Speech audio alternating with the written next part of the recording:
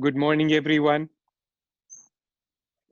Thank you for joining our webinar this morning on the West Coast and afternoon on the East Coast. We've seen many ups and downs in life, all of us, the Y2K crisis, 87 and 91 recessions, and the 2001 recession and the 2008 Great Recession. But none of us has seen anything like what is going on now. I have a sign on my desk that keeps me sane, and the sign says, "This too shall pass." And I am sure with all of our experiences and everything we have learned and our optimism, we will survive this as well, and there will be a brighter tomorrow. And the important thing right now is to do anything and everything we can to not spread the virus and contain it. In the meanwhile, we're all working from home, lots of good and lots of bad, but we will all survive through this and come out ahead. We want to help you with all of the changes that are happening with the rules and regulations and laws. Fortunately, the government of the United States has some might and capability to help everyone, and they've unleashed many laws that we will talk about. We will have 6 people present to you in the next few minutes. And then after that, those of you who want to hang around, we'll have a unlimited Q&A session. And so if you have any specific questions, we'll address them. In the meanwhile, if you have questions, then please make a note of them as we go along. We will talk about the sick leave provisions, the unemployment provisions, changes in taxes, changes in immigration, and how immigration law is either bending or not bending to adapt to the current circumstances. We will talk about the Stimulus Act, the FFRCA first, and then CARES Act and the Stabilization Act. The government is giving forgivable loans for 2 months of payroll if businesses are small. There are other loans that the government is handing out and you can take advantage of through SBA at great terms for 30 years at 3.75%, for instance, and we'll get into all of that. So let me start with introducing Jamin Chavra. He's our senior lawyer at our Atlanta, Georgia office, and he'll start the presentation with sick leave provisions. Jamin? Thank you. Thank you, Navneet. Good morning and good afternoon to everyone. Thank you all for joining. I hope you all are staying healthy and safe. And a special thanks to all the healthcare workers and the families of the healthcare workers. Thanks for all your sacrifice during these tough times. So as Navneet mentioned, today's topic is geared towards a bipartisan stimulus package from Congress that was signed into law on March 18th, the Families First Coronavirus Response Act.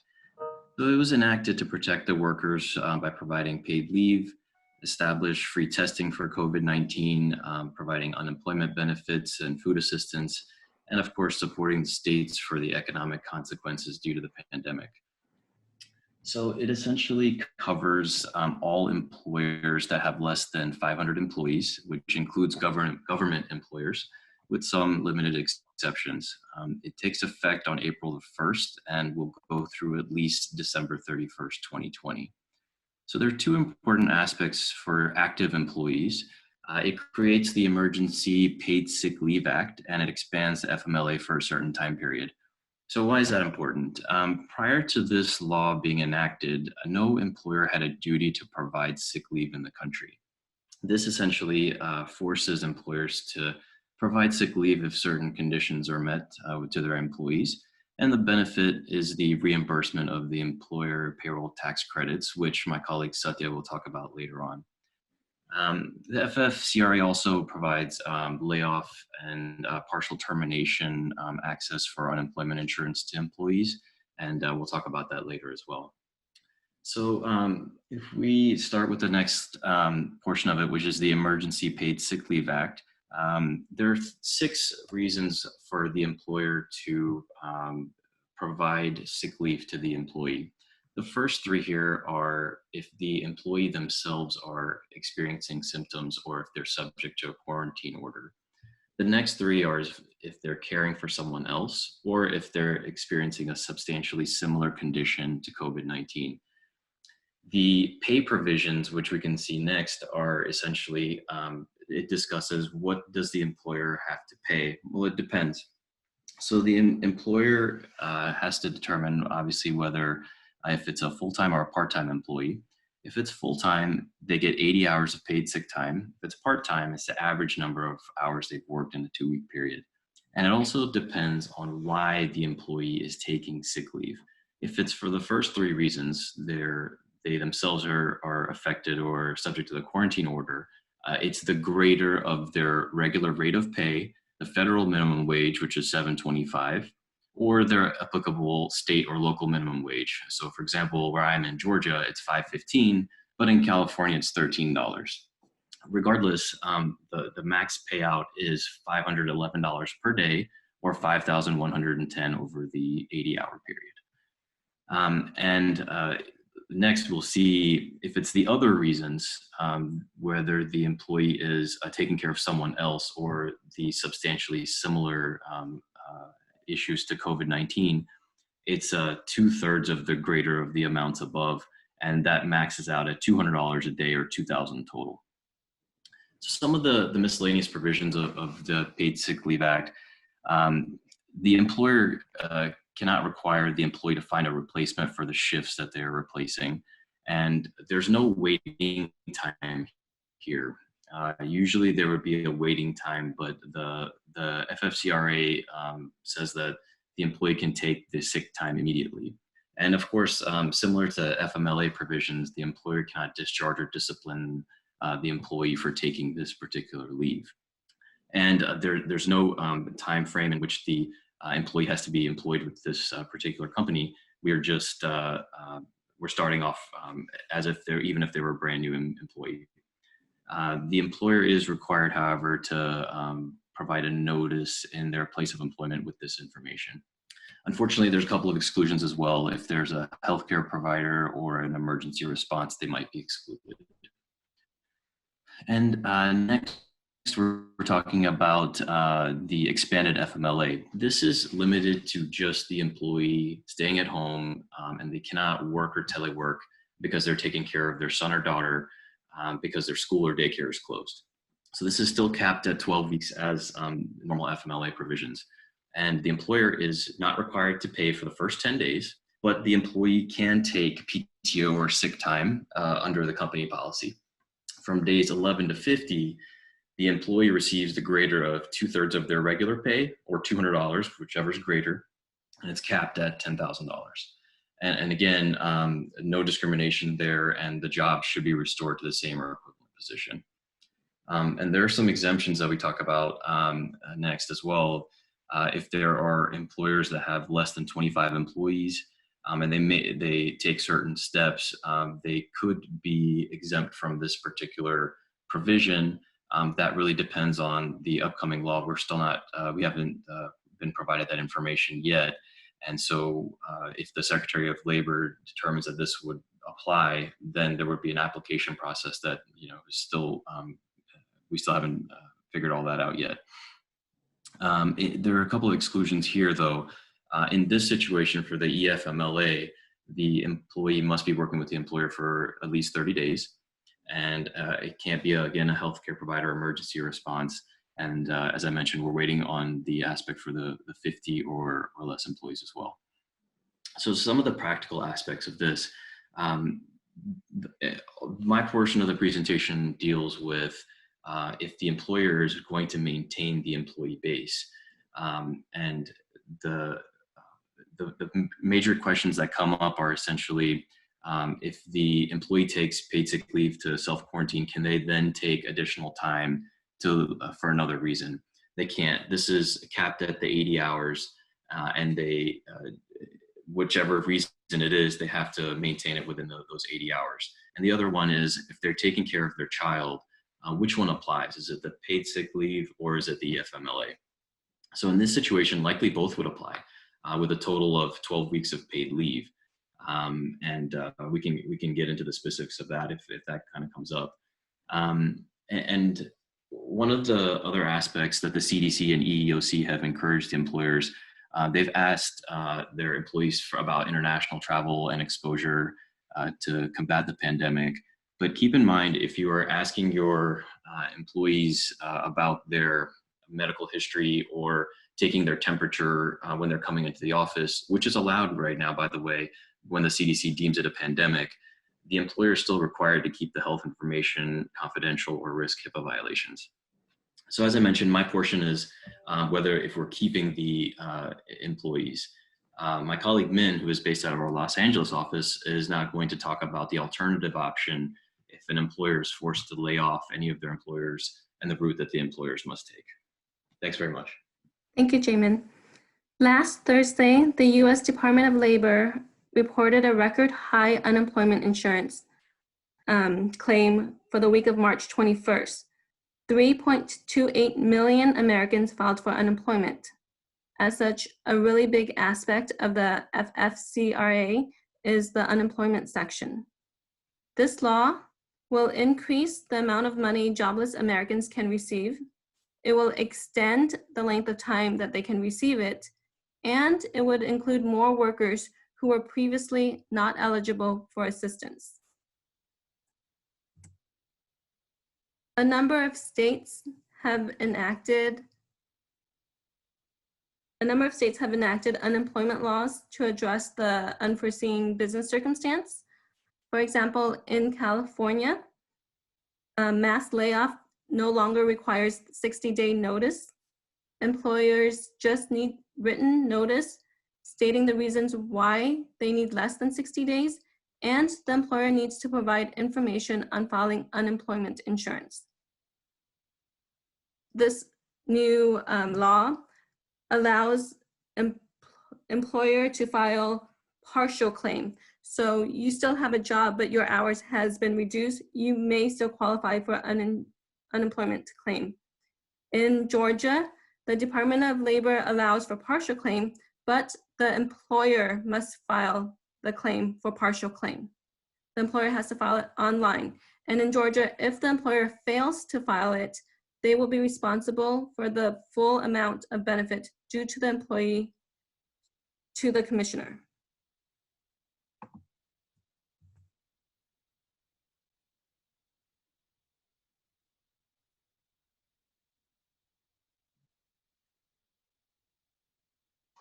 As the previous slide shows, unemployment benefit is a state issue, but the FFCRA provides state flexibility. It allows states to provide unemployment benefit to more people. States like California and Georgia include employees whose hours have been reduced. States are receiving funding to support short-time compensation.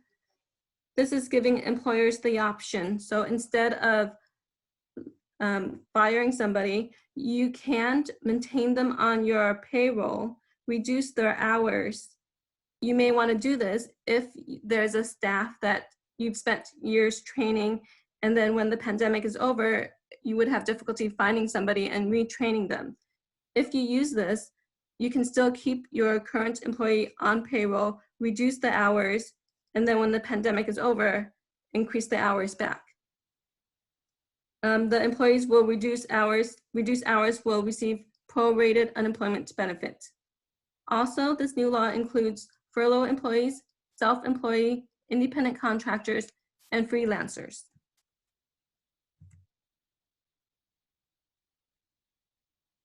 In addition to the state benefit, so for example, in California, the weekly maximum benefit is $450.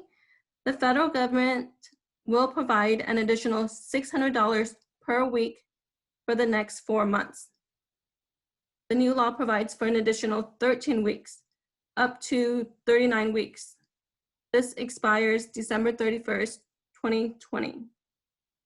In addition, many states have waived the 1-week waiting period, so employees are eligible to receive unemployment benefit as soon as they become unemployed.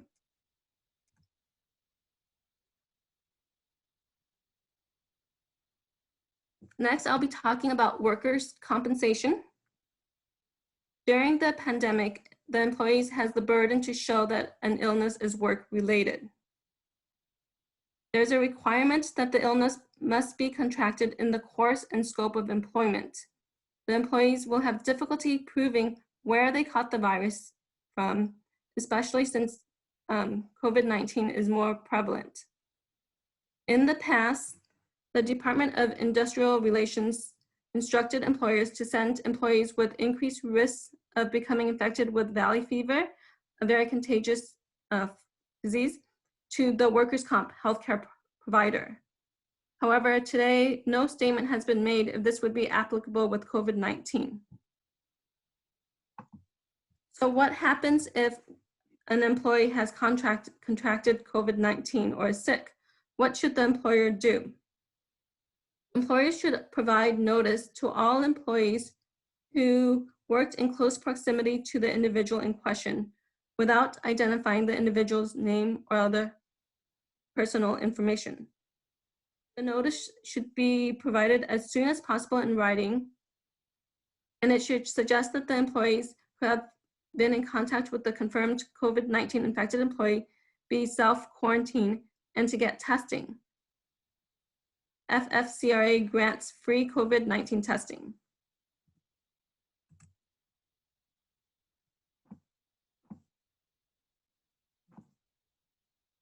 Next slide, please.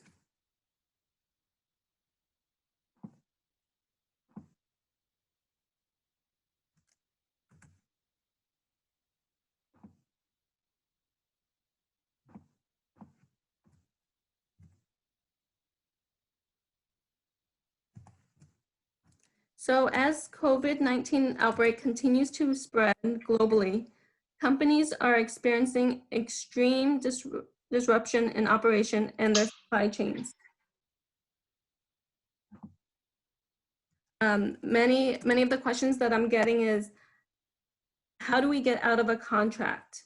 Are we stuck with an agreement that we made before this pandemic happened? Companies are asking, can COVID-19 excuse companies or their counterpart to avoid contractual obligation? If you're considering issuing a force majeure notice, or if you received a notice, these are some of the essential points. Does the contract include an express force majeure clause? Does COVID-19 qualify? We would have to look at the contract to see if the specific language is listed, epidemic, pandemic, quarantine.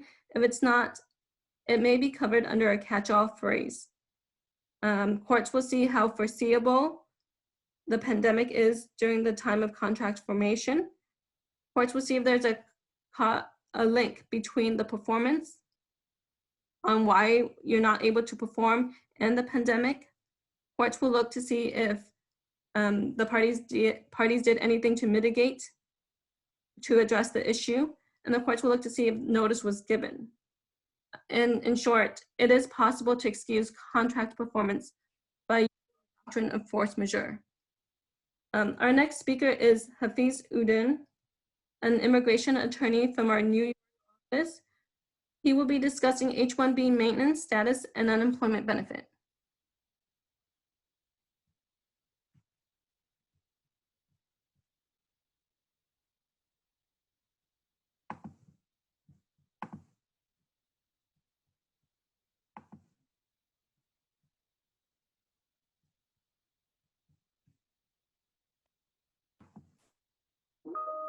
Hafiz?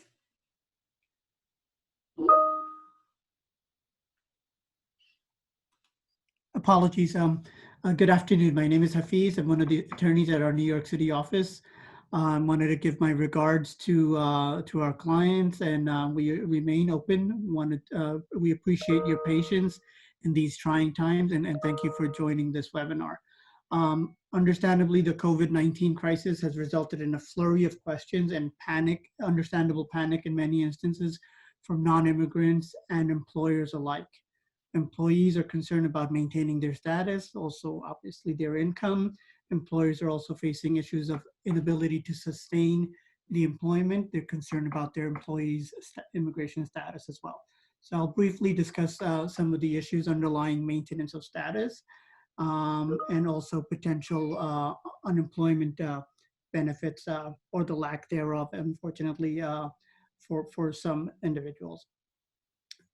Sadly, USCIS has, despite widespread pleas, USCIS has provided little flexibility with regard to immigration matters. Other than extending certain deadlines, USCIS has not provided any type of extensions or some kind of forbearance or anything with respect to status. In terms of maintaining status, because USCIS has not provided any flexibility at this point, individuals that are in H1 status or other status pretty much as well must comply with the underlying requirements of their status, which means if you're an H1 holder, you have to be working in accordance with the terms of your H1B petition. You need to be getting the proper wage. You need to be working at the proper location. And essentially you have to be working. So the issue obviously is how do we comply with the underlying obligations? For example, working from home. One of the ways around this is potentially in the event that the employee works within the same area of employment where the work site was originally intended according to the LCA, one option is for the employer to post on their career website or other electronic boards, or as well at the location, the home, the residence of the employee, the LCA posting. This is permissible so long as the work location is within a commutable distance from the original work site.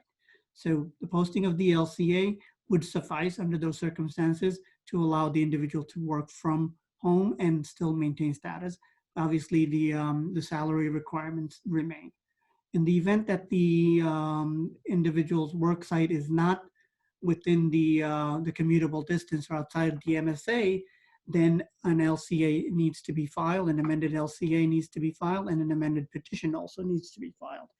Obviously, that will be problematic with regard to the current conditions, especially without the lack of premium processing.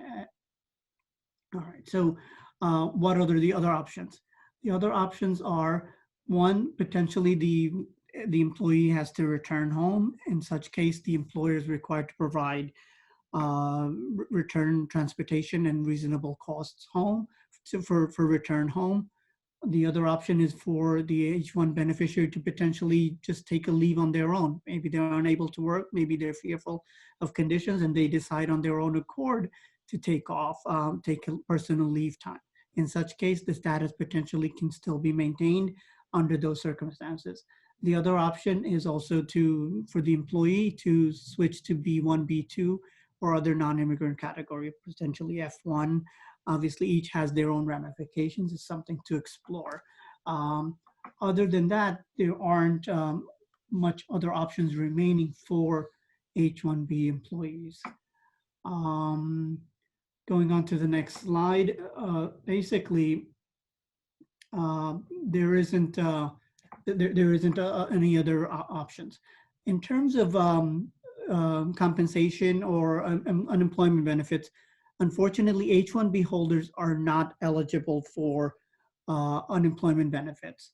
Unemployment benefits are usually premised on the individual being able to take on employment essentially with any employer. As the H-1 employee's status is tied to the petition and the underlying requirements, they can't accept employment with any other potential employer. Thus, H-1B holders are not eligible for unemployment. However, in contrast, H-4 derivative beneficiaries who also hold an EAD card, they are actually eligible because the EAD allows them to take on employment with any employer. Thus, based on that, they would potentially meet the requirements for unemployment benefits and could apply and get benefits based on the requirement, as long as they meet the other requirements for their state. All right, so that's it with respect to unemployment. The last thing I wanted to just comment on is that many of you are aware the H-1B cap registration lottery just ended. Many of you probably are getting notifications of selections in the lottery. The requirement is that the petitions must be filed between April 1st and June 30th. Premium processing is not available, as my colleague Dia Matthews, who will follow me, will discuss further. So on that note, I wanted to introduce Dia Matthews, a managing partner attorney at our New Jersey office. She'll be discussing additional H-1B related matters in view of the COVID crisis. Dia? Thanks, Hafiz. Thank you. So I will talk a little more in detail about the responses from both USCIS and Department of Labor, which are the two agencies that we primarily work with on the immigration front. Both the agencies have been issuing various press releases and responses. Unfortunately, they've not been very fast, and so we don't have answers to a lot of questions. AILA, which is the American Immigration Lawyers Association, has written to both Department of Labor and USCIS extensively, and we're waiting to hear back on several questions. So in the meantime, what we have is a suspension of the premium processing option. Premium processing has been suspended for both I-129 and for I-140 petitions. What does this mean for beneficiaries and employers? It means that you can still file extensions and beneficiaries can continue working for the 240-day rule, 240 days, which is permitted under the statute. But for those individuals who are across the 240 days, they'll be out of luck. We can probably try doing an expedite or something, expedite request, but those are not always honored by USCIS. Also adversely affected will be individuals who've maxed out their 6 years of H-1B time. So as many of you might know, you need the beneficiary needs an I-140 approval before they can get a 7th-year extension of their H-1B time. So if premium processing is not available, they might be out of luck in terms of getting these I-140 approved. We'll also have to see how much of an impact this has on the adjudication of the H-1B cap cases. Primarily, those who are looking to get these the H-1Bs approved would be the F1 students who are in OPT or STEM OPT status. And for them, once their the cap gap, which is a temporary extension of work authorization until September 30th, once that runs out, they would need their H-1Bs to be approved in order to work on October 1st. So hopefully the premium suspension is removed at that time. AILA has also asked USCIS to allow an automatic extension of status for all candidates for up to 6 months, but of course we've not heard back. USCIS has also announced that all in-person interviews and biometric appointments will be cancelled until at least April 7.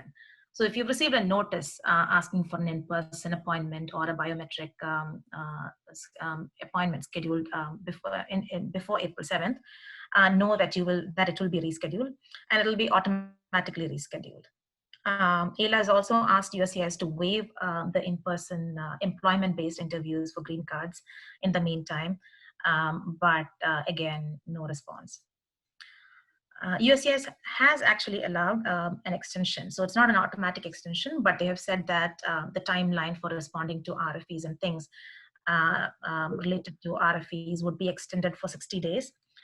It's not an automatic extension. You do have to provide supporting documents, but at least there's that. I think it's also worth mentioning here that even if you file something late during the middle of this pandemic, as long as you can show that you had a good reason, maybe your attorney's office was closed, or maybe the beneficiary was not available or sick, and things like that, in all likelihood, USCIS will accept the late filing because there is a provision in immigration law to allow for late filings if there is, if there's good cause. And so, there's no need to panic. Even if something is filed a little late, it should still be acceptable. Next, I'll also talk about the measures implemented by Department of Labor. So before that, the other relaxation that USCIS has afforded is that they will take electronic signatures. They're not insisting on original signatures. So that's also a big, it definitely helps in terms of getting these filings out. From the Department of Labor, they have announced that there'll be a little bit of relaxation in terms of the perm recruitment timelines. So when it comes to labor certifications, those of you that work closely with Department of Labor know that there are very stringent timelines for doing recruitment. So they've provided that we can take up to 60 days more to get that done. They have also said that the perm notices, the certified perms will be sent to us by email, which again is kind of a big deal because for the past 15 years, ever since the perm program was launched, they have never agreed to sending the certified perm by email. So it took something like this to make it happen. The last point I want to address is this question that we've been getting about the stimulus package benefits for foreign workers. So all workers within a certain income bracket will get a stimulus check from the US government. And so the question is whether it will trigger the public charge rule for workers in visa status like H-1Bs and L-1s. The short answer is no. There should not be any public charge concerns here, and the reasons being that firstly, it's not like the beneficiary or the employee is making an application. It's just a benefit that is being given across the board by the US government. Second, the public charge rule itself has an exception in it for any measures launched by US government for natural disasters. And I would think that this will fall within the purview of that. And in any case, utilizing a one-time option like this will not result in the person being deemed a public charge. So that's from me. And next, my colleague, Attorney Jackie Vaya from our Los Angeles office will speak to you more about F1 and related issues. Over to you, Jackie. Hello, everyone. So I'll be talking briefly about changes to I-9 verification and F1 students. First off, employers normally are required to verify I-9 documents relating to the employee's identity or employment verification status in person. And so now the DHS has allowed deferment of the physical presence requirement and is allowing employers to verify those documents remotely. This means that documents can be verified through video, fax, email. They do have to be verified within 3 business days of the employee's start date. However, if there is a delay, an explanation can be provided for that. The employer should retain copies of those documents and obtain them within the 3 days. And they should also keep documents relating to the company's remote onboarding policy and telework policy for those employees that have been verified remotely in case those documents are asked from them. Employees must then later report for in-person verification of those documents within 3 business days once normal operations resume. DHS has capped that at the allowance of remote verification at 60 days from March 20th, 2020, or within 3 business days of the end date of the national emergency, whichever comes first. However, that may possibly be extended if necessary. Once the employer is able to verify those documents in person, they will have to go to Section 2 of the I-9 under the additional information field, and they will have to indicate that the documents were physically examined and indicate the date that they were physically examined, and they will have to list COVID-19 as a reason for the delay in the physical inspection. And for employers that use or submit I-9s electronically, we do recommend that for employees that are inspected, whose documents are inspected remotely, that they switch to a physical form of the I-9, as the electronic form currently does not allow for those amendments or additions. So next we'll be moving to F1. students.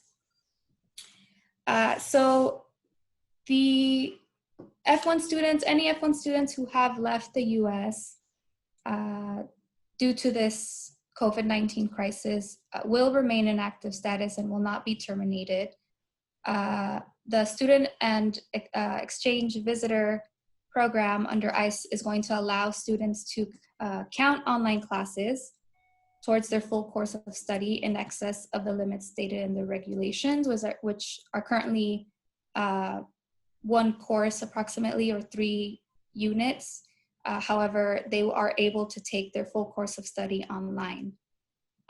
For schools that have completely canceled classes or are not offering classes or the required classes, F1 students are excused temporarily from meeting the full course of study requirements and will remain in active status as long as they intend to resume their full course of study once normal course of study resumes.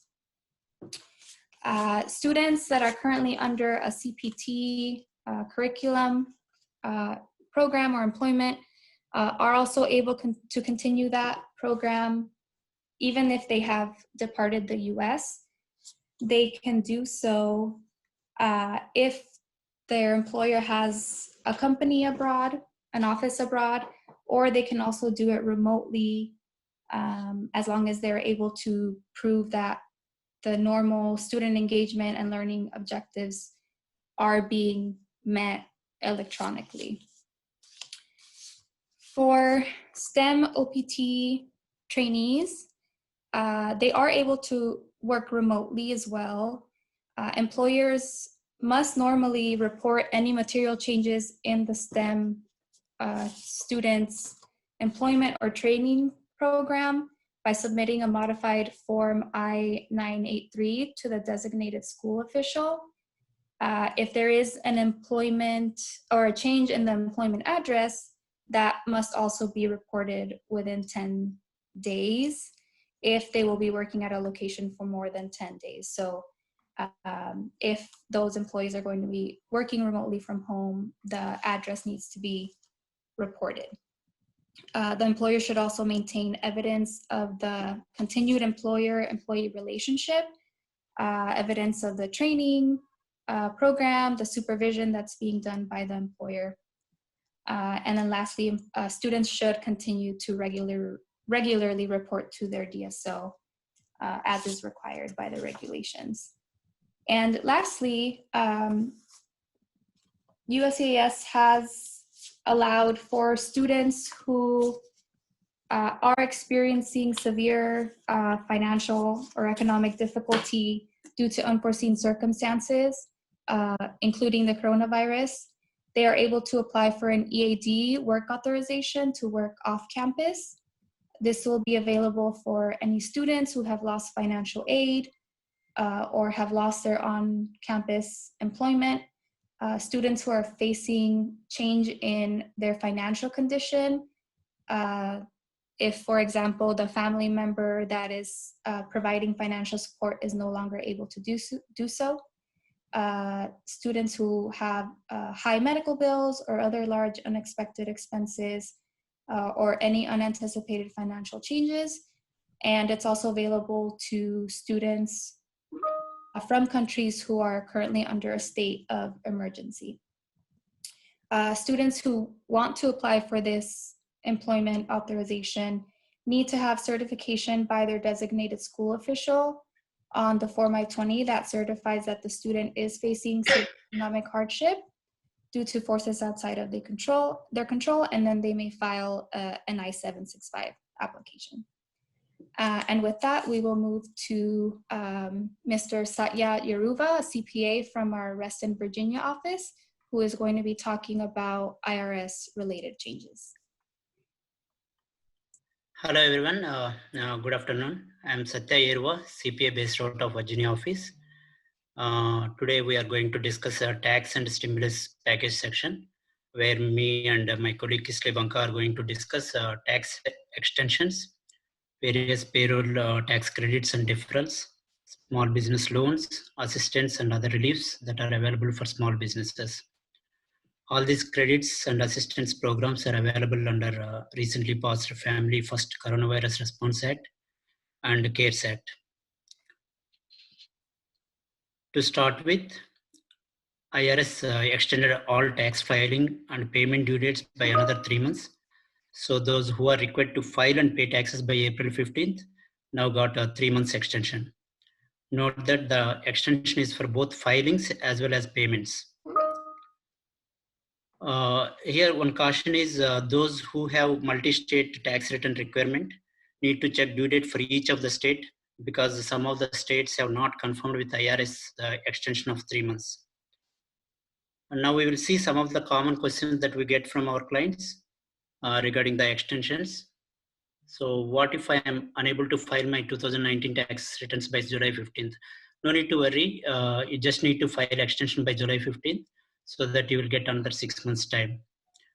Next question is 2019 tax return has already been filed and scheduled payment. Will this payment be automatically rescheduled? It will not be automatically rescheduled, but you can cancel the payment at any point of time before April 15th, and you can pay it by July 15th.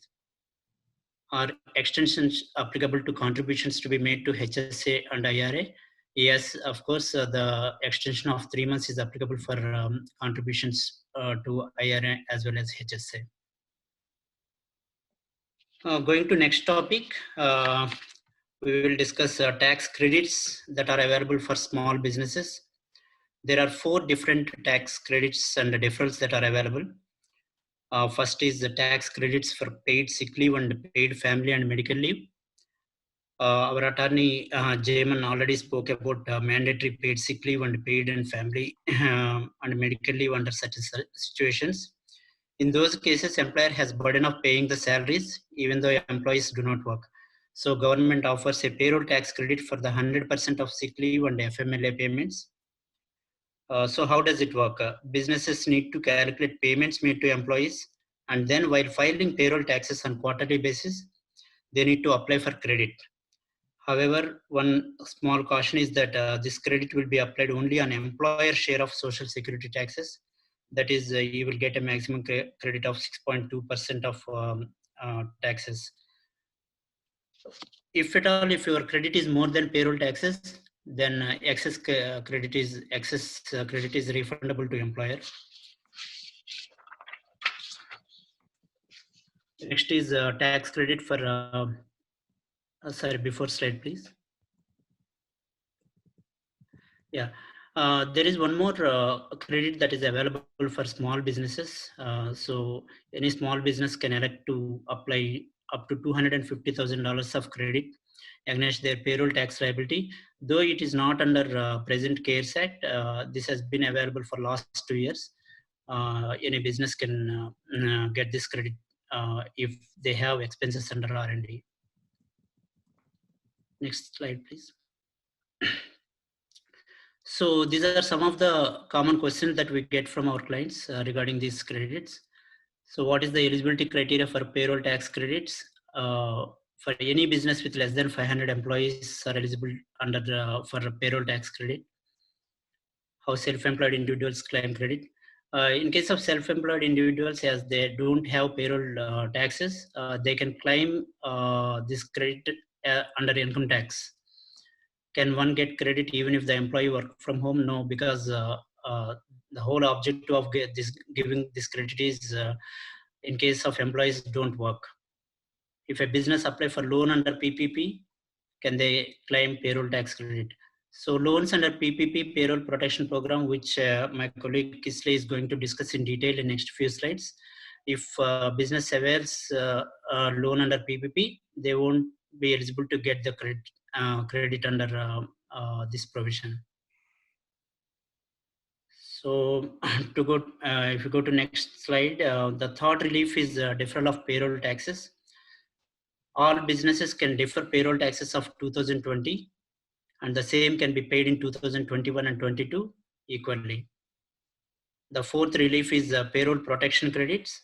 The business whose revenue got reduced by 50% due to COVID-19 are eligible to get 50% payroll tax credit up to $10,000 per employee. if a business is with less than 100 employees, they will get credit for all employees. If the business with more than 100 employees, they will get credit for only those employees who are in the payroll but not working. We have got one question under this topic. Next slide, please. Are these tax credits or deferrals allowed if I apply for a paycheck protection program loan? No, again, this credit, if a business applies loan under PPP, they are not eligible to get this credit. I think with this, we have covered payroll tax credits and deferrals. Now my colleague Kisle Banka, he will discuss much talk about topic of a payroll protection program loan, SBA loans, and other reliefs that are available. Over to you, Kisle. Thank you, Satya. Hello, everyone. I will be covering various aid and assistance available to the US businesses and individuals. Broadly, it will be in two parts. First part is available loan and assistance. And second, I'll discuss some of the features of CARES Act, the $2 trillion bill recently passed by government. Paycheck Protection Plan. I'll refer it to PPP plan. This is part of Coronavirus Relief and Economic Security Act. CARES Act. This is most attractive part of CARES Act is PPP plan. US government has allocated $350 billion to help small businesses to keep workers employed amid this pandemic and economic downturn. Importantly, these loans may be forgiven if the borrowers maintain the payroll during this crisis. Am I eligible? Any business concerned with employee less than 500 are eligible to apply for this loan. Sole proprietors, independent contractors are also eligible for this loan. Business should be in operation on February 15, 2020 and had employees for whom borrower paid salaries and payroll taxes, or paid independent contractor are reported on 1099 miscellaneous form. What lenders will be looking for? Lenders is going to ask a good faith certification from borrower that uncertainty of economic condition make the loan request necessary to support ongoing operation. The borrower will use the loan proceed to retain workers and maintain payroll or make mortgage, lease, and utility payments. Borrower doesn't have any other application pending for loan duplicative of this purpose. And from February 15, 2020 to December 31, 2020, the borrower has not received a loan duplicative for this purpose. What lenders are not looking for is that borrower sought and was unable to obtain credit elsewhere. You don't have to provide any personal guarantee and no collateral is required for this loan.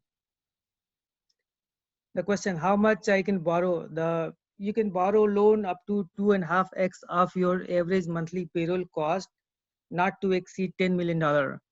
The payroll cost here is regular payroll plus payroll taxes, employer part of payroll taxes and benefits.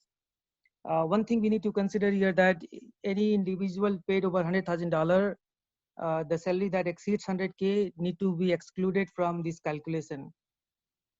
And yes, foreign wages are not part of this calculation.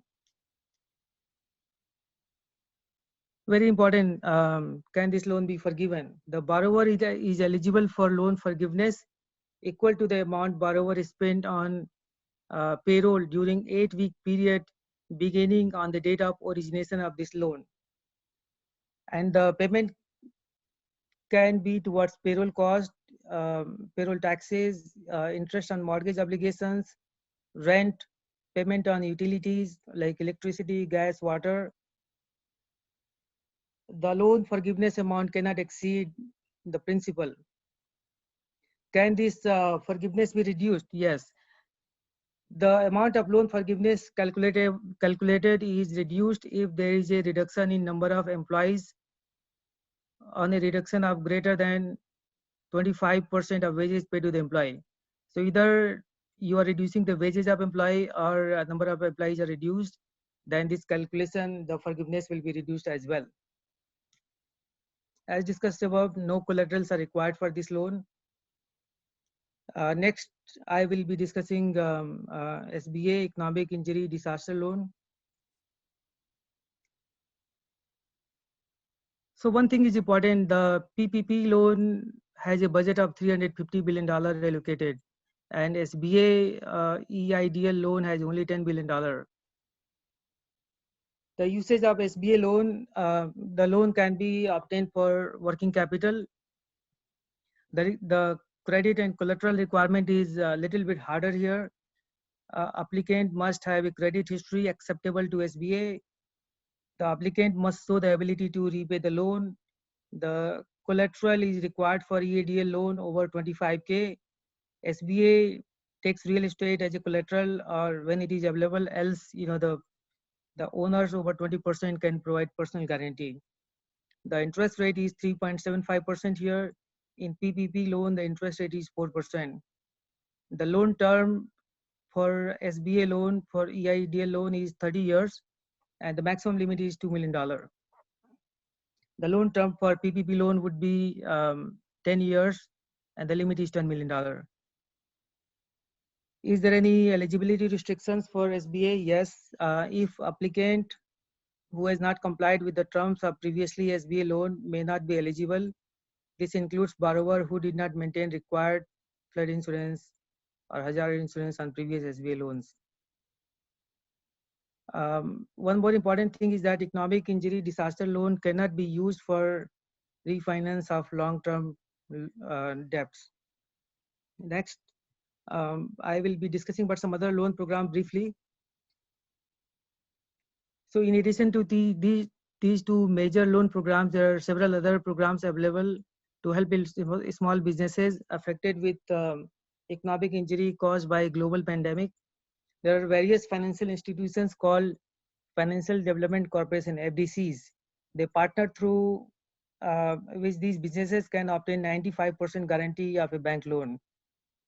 The Jump Start loan program available, which is intended to provide small businesses technical assistance, training in financial literacy, and small loans. There are farm loans available for small farmers, technology companies.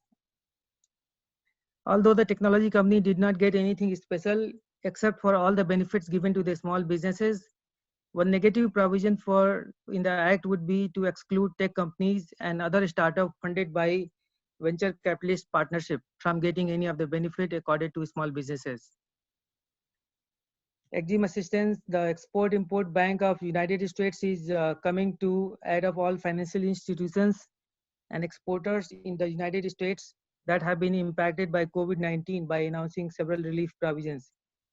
EXIM banks are going to work with customers who are facing shipment problem, payment difficulties, liquidity problem to help them overcome these disruptions and assure them the flexible arrangements. Next, I will discuss some of the features of the CARES Act. I'll go through these quickly. The individuals, they are going to get paycheck from IRS. It will be $1,200 per individual, $500 for each child. A family of 4 can expect $3,400 check in next 3 to 4 weeks. One thing is important, that these numbers are going to phase out if income is over 75K for individuals and 150K for married filing jointly. For businesses, the carryback of NOL, net operating loss, was suspended from 2019.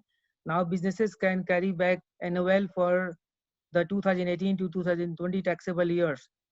And also the previous NOL was available only 80% of the taxable income in the current year. So that is also suspended for 2018 to 2020 taxable year.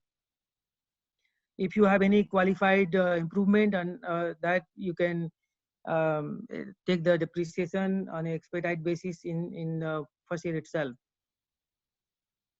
You can do penalty-free withdrawals of retirement fund up to $100,000. Generally, there is a penalty of 10% if you withdraw early. There is a temporary waiver of required minimum distribution requirement in 2020. Increased individual and corporate charitable contribution deductions are available. There are deferral available for if you have a DB plan or other retirement plan, the deferral could be available for minimum contribution to DB plan. Starting from 2019, there were some restrictions on deduction of interest, and that restriction was up to 30% of the total profit. Now it has increased to 2019 and 20 for up to 50% of the profit.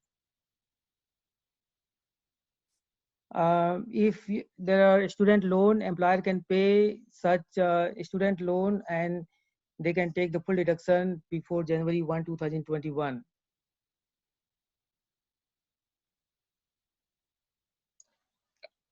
Kisle, let's move on to the question and answer session of our program today. So if any of you have any questions, we'll be happy to take them for as long as it takes to answer all of your questions. Sure, Navneet. Yeah, we can go ahead with that.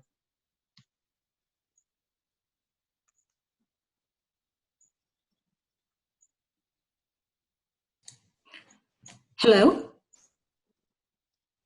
Yes. Hi, my name is Parvati. I'm for immigration for Tawant, which is one of Tawant Santa Clara's client, and this is a more specific immigration-related question. Yes, please go ahead. So a lot of our clients are, some of our the management is asking about salary reductions for H-1B employees. Especially if we say in an example where the prevailing wage is 100,000, the offered wage is 120,000, but the employee in question is getting say 130,000. Can we just bring the wage down to 120,000, which is the offered wage, as opposed to what is actually getting paid? I believe so. Dia, what do you want to add? Yes. So the employer is bound by the wage that is listed on the petition. So we would have to see what exactly was listed on the petition that they filed with USCIS. Do you know what was listed on the petition? So the petition would have listed 120,000, and he's getting paid. And this is just an example. We have multiple. Yeah. So then the employer is bound by that. Okay, but what if he's actually getting paid 130? Can we just bring him down to 120 overnight? Oh, yeah, that you can do. Mm-hmm. Yeah. Also, I have a second follow-up question is regarding short-term placement. So right now we're using the 30-day short-term placement to, have the flexibility of our employees working remotely. Do you know if you're advising that for your other employees, or you're not using that part of the law? So how far are they working? How far are their homes or wherever they're working from? So 90% of them would be in the same MSA. There are a few of them who are outside of the MSAs. Yeah, so as Hafiz mentioned earlier in the webinar, the MSA does not control. If it is commuting distance, you don't need a new LCA or an amendment as long as it is within commuting distance, right? So it could be two different MSAs, but if it is up to 50 or 60 miles, for example, that could still be considered commuting distance. So in those cases, the LCA that was filed for the client location or wherever, that still holds good. The only requirement is that the LCA should be posted at the person's home, right? And you don't have to do an amendment filing, yeah. Okay, all right, thank you so much. Okay. Thank you. Any other questions? Is there any time frame for H1 premium to reopen? That's the $1 million question. So we don't know. They have not really given any indication of when they expect it to resume. We would hope not more than 2 to 3 months. But there's really no definitive answer from USCIS. Thank you, Dia. Any more questions?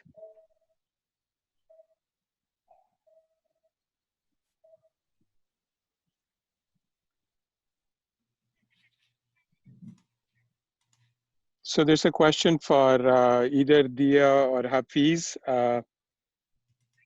Can they, Navneet, I all the wanted to petitions be signed electronically using applications like DocuSign instead of having to obtain a wet signature? What's the answer? Sorry, what was the first part of the question, Mr. Chugh? Can petitions be signed electronically using DocuSign instead of having to obtain a wet signature?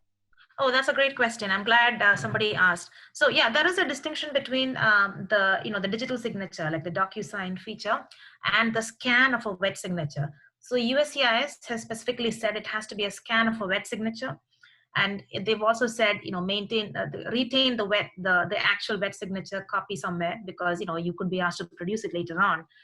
So the short answer to that is no, you cannot use a digital signature like a DocuSign. It has to actually be a scan of an old-fashioned signature. Okay, so I have another question for you, Dia. Commutable distance is not absolutely defined. So long as within the MSA and reasonably commutable should be okay? Yes. And the example I like to give is, for example, in Texas, right? It's a much larger state, and people are used to commuting longer distances. Of course, in New York, what is commuting distance would be much shorter. So, so the regulations actually provide flexibility. They say that when you say, that's why they have not really given a bright line rule for what is commuting distance. It really depends on on that local area and what is considered to be normal commuting distance in that region. So I'd say up to 60 miles is good. We know people who commute 60 miles every day. I think that's great. You should just rely on that. Okay, there's another question on how is it that H4 is dependent on H1 and how can they get unemployment benefits? And I'll answer that. The reason H4 people will get the unemployment is because one of the qualifications for unemployment is that you should be ready and willing and able to work. And because an H4 person is in the US and not going back, they're available to work. And that's why they get unemployment, whereas an H1 person has to leave the country if they don't have a job and therefore not available to work and therefore not eligible for unemployment. Okay, any other questions?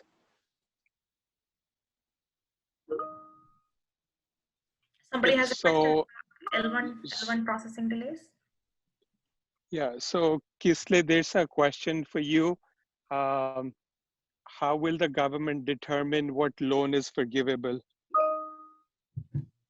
So basically, during the 8-week period, if you are using the loan amount for payroll costs, rent, mortgage interest, utility expenses, that will be forgivable. Okay, second question for you, Kisle. PPP versus SBA, which one is faster? And what is the process of applying? Yeah, so PPP is going to be much more faster because the requirement is not that stringent, and the requirement is simply that you must have somebody on payroll, and you can get 2.5x of payroll. For SBA loan, the requirement is much more difficult, and you have to prove that you have an ability to pay back. So PPP will be much faster.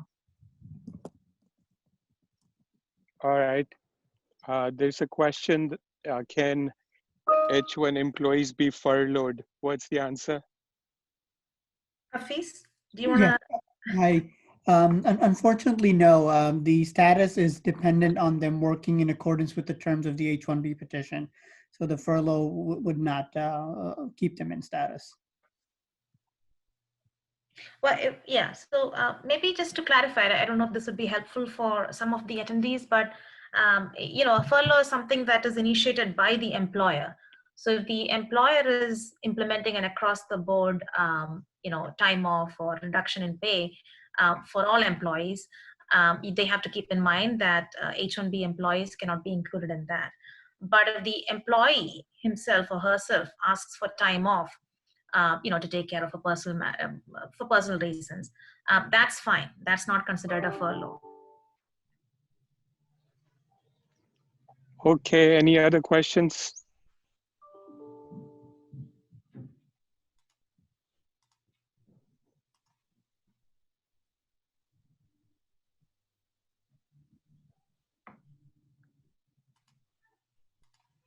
Hey, Navneet, I want to thank you and your team for such an simple, clear, and articulate webinar. Really helpful, and it's a good time. Thank you. So nice to hear that. Who was that? This is Irfan from Cloud Sufi. We have our own whole team here Oh, great. listening to you guys, and it was very, very helpful. Very nicely done. Thank you. Very glad to hear that. So we hope to do more, and we hope you'll join.